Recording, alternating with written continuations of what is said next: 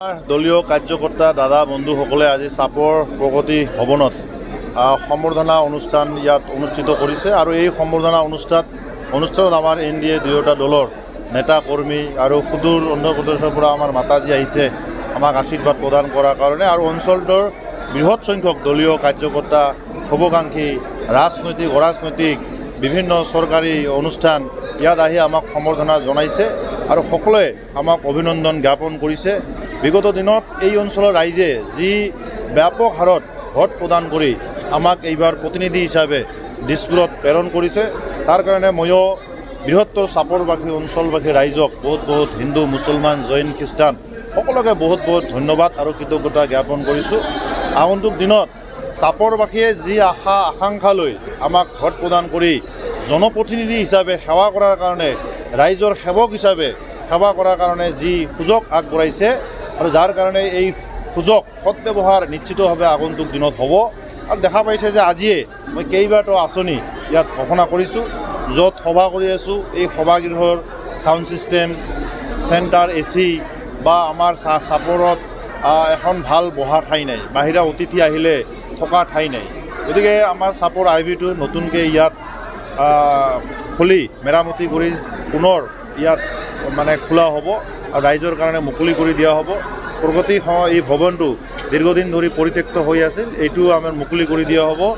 চাপৰ চিকিৎসালয়ত এম্বুলেন্স অতি শীঘ্ৰে প্ৰদান কৰাৰ কাৰণে ইতিমধ্যে আজিয়ে ঘোষণা কৰা হ'ল আৰু বৃহত্তৰ চাপৰৰ বিভিন্ন শিক্ষাৰ ক্ষেত্ৰতে কওক, নিৰাপত্তাৰ ক্ষেত্ৰতে কওক, শিক্ষাৰ ক্ষেত্ৰতে কওক, স্বাস্থ্যৰ ক্ষেত্ৰতে কওক, বিভিন্ন আঁচনিৰ ক্ষেত্ৰতে কওক, সকলো ক্ষেত্ৰত চাপৰ এই অঞ্চলটো মোৰ নিজৰ ঘৰ বুলি নিজৰ ঘৰৰ নিচিনা কৰি আগন্তুক দিনত মই উন্নয়নৰ কামসমূহ দলীয় নেতা কৰ্মী সতীৰ্থসকলক লৈ এই দিশত নিশ্চিতভাৱে আগবাঢ়িম।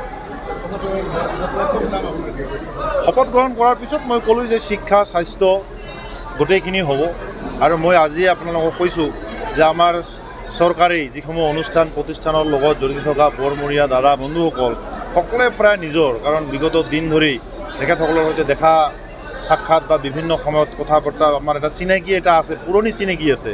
তেখেতসকলক মই বিনম্ৰতাৰ সৈতে আহ্বান জনাইছোঁ যে এতিয়া এক্টিভ হৈ থাকিব লাগিব, সকলোৱে হাত চাপতি বহি থাকিব নালাগিব। দেখা পাইছে যে দুদিন আগত চাপৰত হঠাৎ এক কাল ধুমুহা আহিছিল, মই ভগৱানক প্ৰাৰ্থনা জনাইছোঁ এইদৰে ধুমুহা আৰু দুনাই নাহক। কাল ধুমুহাৰ ফলত বহুকেইগৰাকী শ্ৰদ্ধাৰ ব্যক্তি আইমাতৃ আহত হ'ব লগা হৈছিল।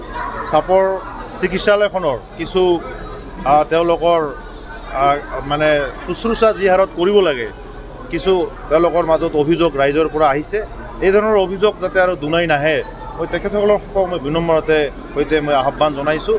আগন্তুক দিনত ক'লোঁ যে মই 10 নং বিলাসীপাৰাত পৰিৱৰ্তনৰ ঢৌ এইবাৰ আহিব, মাননীয় মুখ্যমন্ত্ৰীৰ নেতৃত্বত পৰিৱৰ্তনৰ ঢৌ আহিব লাগিব আৰু উন্নয়নৰ সমদিশত সকলোকে লৈ আমি নিশ্চিতভাৱে আগন্তুক দিনত আগবাঢ়ি যাম।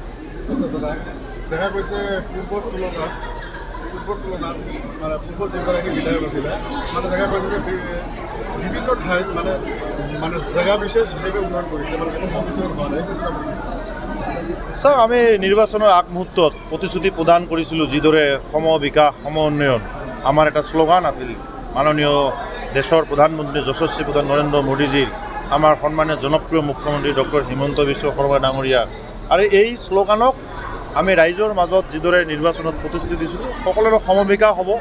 কিন্তু কিছু অঞ্চলত আমাকো মৰম কৰিব লাগিব, আমাক য'ত একেবাৰে মৰম কৰা নাই আমি যদি তেওঁলোকক সমভাৱে মৰম কৰোঁ, আমাক বেছিকৈ মৰম দিয়া শ্ৰদ্ধা ৰাইজে মনত আঘাত পাব।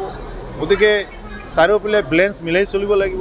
আমি সেইসকল ৰাইজক মনত আঘাত দি কাম কৰিব কেতিয়াও নোৱাৰিম। গতিকে মানে যিমান আমাক য'ত বেছিকৈ মৰম দিছে তাত বেছি মৰম কৰিম, য'ত কম মৰম দিছে তাত আমি একেবাৰে উন্নয়ন নকৰা বুলি আমি কোৱা নাই, উন্নয়ন কৰিম। কিন্তু য'ত বেছিকৈ মৰম দিছে সেইবোৰ অঞ্চল আমাৰ আগত বেছি তেওঁলোকক শ্ৰদ্ধা আমি কৰিম। Thank you. হ'ব।